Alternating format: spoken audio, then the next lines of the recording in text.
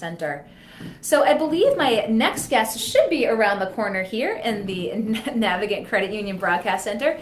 Vin Mesolella, thank you so much for coming in today. Well, hi, Kate. Narragansett Bay Commission is in the house. Yes, yes, thank Well, you. welcome to the Go Local studio. This is where all the magic happens.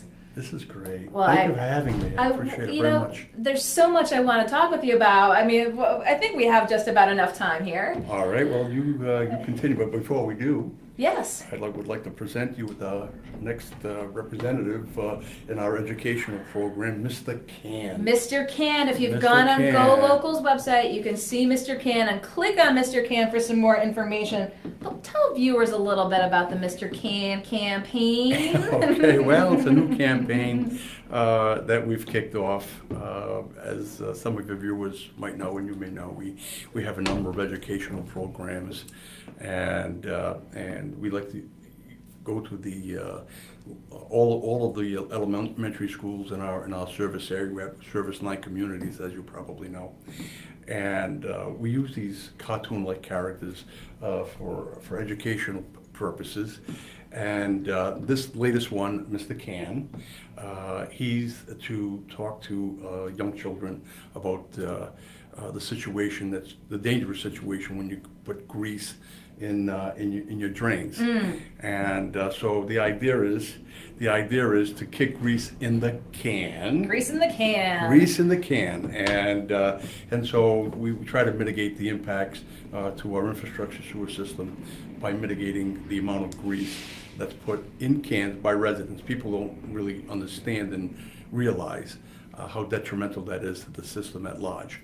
And so we're trying to start an educational program with the younger children and talking about how it should be properly disposed. Mr. Can is our official spokesman. He is a superhero, saving the place, one kid at a time. He is definitely a superhero, and you'll be hearing more about him in the course of the future. And how important is that to reach out and get the kids? Are they really the ones that go, Mom, take your bacon grease and put it in the can? Well, you know, a clean bay and a clean environment, these are all learned responses, and so the idea is to indoctrinate the younger community while they're young, and indoctrinate them into a program where they care about the quality of the bay, and the quality of our water, and our environmental quality. And so we always place a very strong emphasis on our educational programs. A new laboratory, state-of-the-art lab that we have built. We have a whole process where we can walk all the young school children through so they can see how we monitor the bay, how we test our waters, and become very, very conscientious about a clean bay. And you must have school groups just coming in weekly. We're the hottest show in town. And we also have trips. We take them out and talk about. We work a lot with Blackstone Valley Tourism Council. We have the glass bottom boat.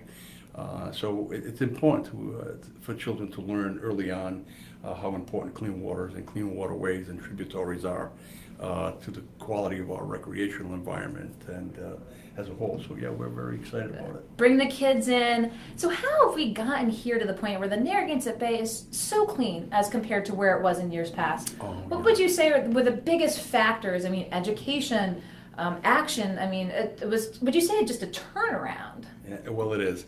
And if you can either read it in the news or just listen to the radio, Narragansett Bay is cleaner today than it has been in the last 150 years. 150 years. In the last 150 years, and it's due in no small way to committed staff and employees of Narragansett Bay Commission. We will be spending over $1 billion to ensure that Narragansett Bay and its tributaries are clean from now into the foreseeable future.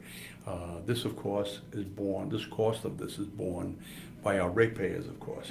So we use... I know you've just been talking about that recently out there, so talk with us a little bit about that. Well, we get... federal funds have dried up, grant money's dried up. There is occasionally some low interest funds available. But 99% of the cost of all the improvements that we made to ensure good quality water is borne by our ratepayers. But taking that into consideration, we've spent over $1 billion in the last 20 years on our system, and yet, when you look at our rates are on the bell curve of equal or better than any of the agencies our size, and we're very proud of the fact that we keep a very low operating cost, but of course our debt service cost rises with the cost of these improvements, but Yes. we're very proud of the fact that rates have risen so dramatic that they're out of kilt with other rates across the state and the country. Okay, I'm going to bring you over just a little closer over here so you're not totally out of range over here, Okay. Ben. You kind of touched upon something I wanted to ask you, and that's federal government, Trump budget. Do we have concerns here? Maybe not just Narragansett Bay Commission, but all environmental activities. What's your thoughts on what you're seeing? Well, you want my personal thoughts? Yeah, absolutely. So I this is Vin. This is not on behalf of the NBC. This is only Vin speaking, and I'm quite frankly looking forward to what might be happening in Washington with the new administration. I have been saying this. This is nothing new. I have been saying that sometimes regulations get promulgated and implemented, and even here locally, and we just can't figure out the rhyme or reason for them. Okay. Many times I take the position that regulations are promulgated just for the sake of promulgating more rules and regulations. The Department of Environmental Management does a wonderful job in safeguarding our environment. They do it in Rhode Island. They're a great group of people.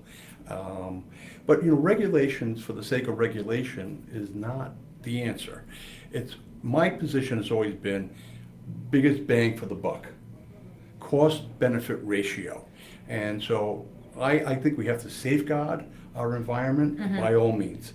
And where money needs to be spent and regulations have to be implemented, then we should be doing that. But regulation for the sake of regulation is not the answer.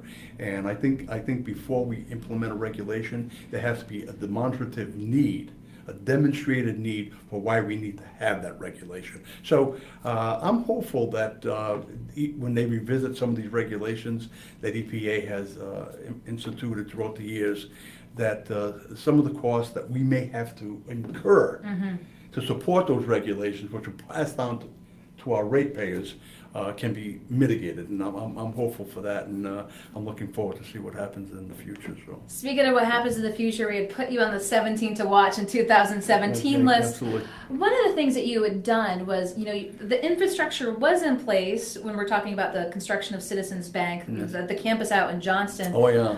Talk to us a little bit about how you identify where the needs are, and I'm going to ask, what are the next steps for the Narragansett Bay Commission, that you're kind of a fortune teller, if you will, to know where the needs in the state are and go and sort of get there before it even happens. Yeah, well,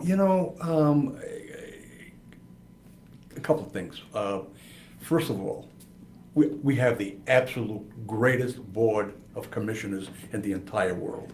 They participate and they contribute. And there's a long tenure of the members of that board. And they really have a real grasp on the issues.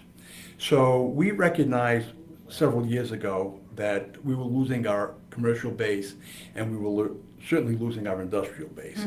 So we knew the answer to mitigating rate increases to support our operations was to expand our system. So we thought about it for a long time. I went to the board and I asked the board for authorization to commit some funds to study where the expansion areas were. Yes. And they were supportive, and they understood why we were doing this. They were supportive. So we spent a considerable amount of money investigating where the expansion opportunities were. Once we identified them, we actually started to do some preliminary studies. And so we knew exactly where the expansion was going to occur. We just didn't know when. Yeah. So when the issue of Citizens Bank, the possibility of Citizens Bank locating into Johnston, one of the impediments was there were no utilities. So when I had my first meeting with the officials from Citizens Bank, and they said, "What do you think the possibilities are?" I said, "We're ready to go. We're ready to go." Our board was very accommodating and allow us to do these studies and how we would actually implement this improvement. Did you bust the plans out from behind you and say, "Here they are, and put them on the table"? We didn't have the plans completely done, but we did have a preliminary layout. We said, this is how we expect to do it. We knew exactly how we were going to propose to do it. We knew exactly about the duration of the project. We knew we could meet their schedule, and it all worked out really well. And at the end of the day, which is really significant, at the end of the day, after we pay our debt service on the cost of this, we'll probably net about $400,000 in additional revenue, which mitigates rate impacts to our ratepayers. Rate impacts to the ratepayers. We're excited about it. Really so, what do you have on the horizon? What does the rest of 2017 hold for the Narragansett Bay Commission? Well, our mission, of course, is clean water, but we get called upon for many things. For instance, we've been extremely successful in developing green energy. Okay. And at the end of, certainly by the end of 2017 or the second quarter of 2018, we expect to be 100% sustainable energy. Okay. And actually, we'll be generating more power from solar, wind, and methane gas than the Narragansett Bay Commission actually needs. We may be a net exporter of power for the state of Rhode Island, or at least state agencies. So we see our part of our role as being an environmental agency, not just a wastewater treatment agency. And we get called on from cities and towns to assist them in a lot of different ways with their facilities planning and their infrastructure asset planning. So we get called on to do that. And of course, the other thing we would be interested in knowing is what's happening with Providence Water. Is that just the billion-dollar question?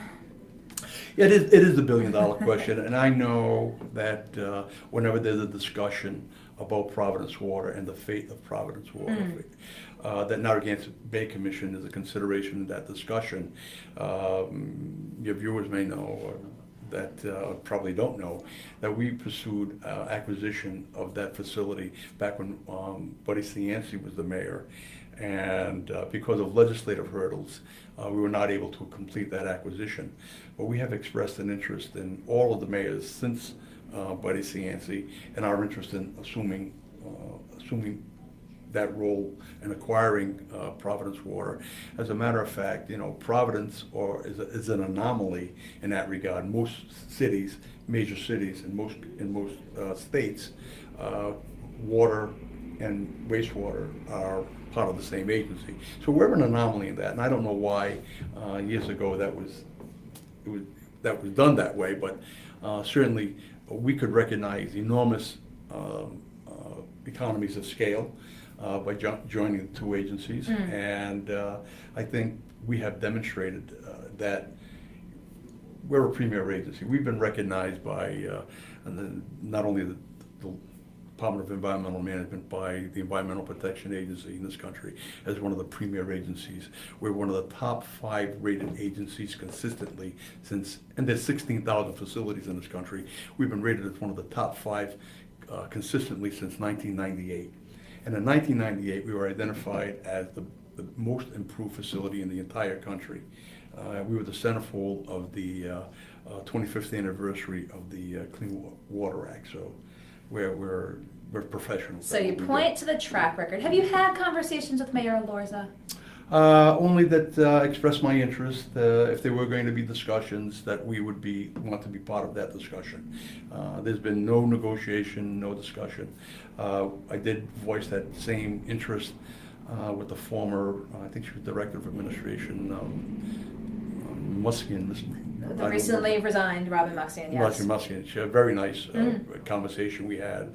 I don't know if she related our discussion to Mayor Elorza, but I reiterated our interest to her just before she resigned. Well, it is something Go Local's written about. We've been keeping Yeah. tabs on it. Obviously, something most folks know about in Providence clearly is this asset to the city. And if it's something that they need to broach, you clearly want to be sure you're part of that conversation as they're exploring potentially any opportunities. Mm-hmm. The mayor did express it in recent months that, again, the re-exploration of this as a potential for the city. So hopefully we might be having you back in here as if those conversations move forward, Vin. And so I know we talked a little bit about the federal government and the rules and regulations, but here in Rhode Island, what are the biggest challenges that you face? As You're like, how much time do I have? No, our agency. Yeah. Working relationship with the Department of Environmental Management, Janet Coit and Terry Gray, by way of, for instance, they understand our issue. Mm-hmm. They've been consistently supportive of Narragansett Bay Commission initiatives. But I think for ourselves, we're an old system, as you know. Yes. So we have to maintain the operations. One of the things I think has been on the drawing board for us, and I'm sure it's part of legislative discussions going on, is many of the cities in town would like us to take over their basically Yes. their sewer system infrastructure. That's what we do. We're in the sewer business, Yes. the sewer line business. So we think that this is something we'd be interested in discussing, except we have suggested that we would need some time to actually study how that might be accomplished, and then we would then suggest some implementation plan. It's not something that we could do overnight. There are a number of issues. So the issues in the future I see are how do all of our member communities in Narragansett Bay Commission, how do they maintain their system? Because that impacts us. Mm-hmm. You know, when you have storm drains that are clogged and the water's not flowing, you create flooding conditions. You know, you get pollutants that are on the road. All of these impact plant operations. So how they maintain this facilities impacts us. So I think that is a concern to us in the upcoming years. We'd like to be part of that discussion as well. But communities have approached you and said preliminary potential to the exploration of having you come over, the ones that aren't part of the Bay Commission currently, and said, you guys do it well. Well, you know, how can we talk about this potential here? You know, through the years, you know, we floated the idea that, you know, there are some sewer districts in some states which are bigger than the entire state of Rhode Island, right? And there's no issue. So we always thought there was room for a conversation about having one agency, looking at even closing down some of the operating facilities. And we have had discussions in Cranston, in Warwick, in Smithfield, in Woonsocket. None of those ever came to fruition, but we never wanted to be perceived as an aggressor. So you were there as the resource if they wanted to come right. to So you to talk. our doors are wide open for those discussions, and this is no reflection on anybody, but maybe this is not totally objective. We run the best show in town, and Top five of the 16,000, yeah, number one in 1998. We're pros at what we do, and so we would welcome those discussions. We think we can be very helpful. Yeah. Do you think folks have, you know, again, because most sewers in the ground, we're up here, aging infrastructure? I mean, do you think folks really have a sense of, you know, or does it vary by community? Are we talking about some really old infrastructure here in the state? Yeah. You know, it's interesting, if you ever came to our offices, we actually have photographs of the old system. You know, this is maybe one of the oldest systems in the country. You know, Buddy Sands used to be fond of telling the story about how they sent someone, I can't remember his name, to Paris to study the sewer systems. And I could only imagine what the headline would be if Narragansett Bay Commission sent Vin Mesolella to Paris to study their sewer system for 2 years. The ancient sewer systems of Paris. So for its comparison to some of our Providence. systems are actually brick. I mean, you can actually see, the brick structures, and many of them, believe it or not, are still in good condition after all these years. But listen, this is something we have to be very vigilant about, and we have to make sure that we don't have any failures, structural failures, and we have a maintenance program, a regular maintenance program, and we know where the hot spots are, and so. We have a great staff. I mean, we have great people working for us. So who's the next big cartoon character to come? We got Mr. Can right now. Well, we got Mr. Can. I don't know. I don't know. Well, I guess we'll have to see who runs for governor. I don't know. But that was a little inside baseball here, Vin. Well, we'll have to see what the next issue is, and then we have a very creative staff. And we'll have to see what the next issue is, and then we'll create a new character. Okay, but again, if you're talking with folks, if they were to go to your website, if you got them here in a captive audience, just put the grease in cans. Is it as simple as that? Well, it's you got to dispose of it properly, of course. But yeah, we want to keep it out of the drains, and so depends on the kind of grease, I guess I should. Okay. My mother used to save certain grease, and she used to cook with it. Cook with it, yes. You cook with it, yeah. Right? So we would reuse it many times. A little bacon fat. Bacon fat is one of them. In fact, I did it the other day. I saved some of that bacon fat. But yeah, it has to be disposed of properly. We either put them in cans or I wouldn't recommend plastic bottles because they might melt and someone could get burned. Tin can. But a can would work. Coffee can would work. That's what my mother used to use, and still uses, by the way. So yeah, that's what I would say. And then when it's full, then you just cap it, and then you could dispose of it properly. And if people aren't disposing of it properly, if they're like, I'm just going to water it down and put it down the drain, what harm is one person going to do? What would you like folks to know if collectively everyone around the state thought, what's a little harm about putting a little grease down the... Well, you actually hit on what Mr. Can is all about, because, when you put a little bit of grease down the drain and then you flush it down with some hot water, you think... Yeah, what's the harm in that? It's just a little bit of grease, but what is the harm in that? When it cools, it coagulates, and then over time it builds up, and then it becomes a maintenance problem because then it's going to start to clog your drain. And when it clogs your drain, it also clogs our system because you're sending it down, you're sending it down the line. And we have a great deal of problems in some areas with restaurants who take the excess grease and illegally dump it in the drain. And eventually the sewer will plug and they'll back up. And if you go into some areas where there's a lot of restaurants and you see water on the surface when it's not raining, that's why. That is why. That's Can why. those restaurants be held accountable? It's unsanitary and it's unnecessary. And so we get a lot of calls for that. And we're happy to respond to that. And we warn people that this is the last thing they should be doing. But getting back to your residents, it will, over time, just think about it, every night you cook, over time, you're going to get a buildup of that. And so the best thing to do is to not put it in the drain, to capture that grease and keep it out of your drains. You heard it here, Mr. Can says, don't put the grease down the drain. I do like the little pin. I might wear it out a little bit. We're going to leave a few extra. Ask me about my can. Is that request? They're available upon request. Just give us a call at Narragansett Bay Commission. Ask for Jamie Salmons. She'll be happy to forward you. Jamie Salmons will hook you up with the Mr. Can. Well, I appreciate your coming in today, Vin. My so pleasure. much going on, and folks, so many infrastructure just affects everyone's everyday life. And like to keep tabs on everything going on with the Narragansett Bay Commission. Well, we're happy to be a part of the solution. Well, we appreciate your coming in, and I'm sure we'll have you in the studio at some point soon. Absolutely. So, Well, Vin, thank you. Vin Mesolella, My one of pleasure. 17 to watch. We're watching you. Thank you very much. Thank you. Thank you for coming in. We'll talk soon. I'll let you go around the corner back to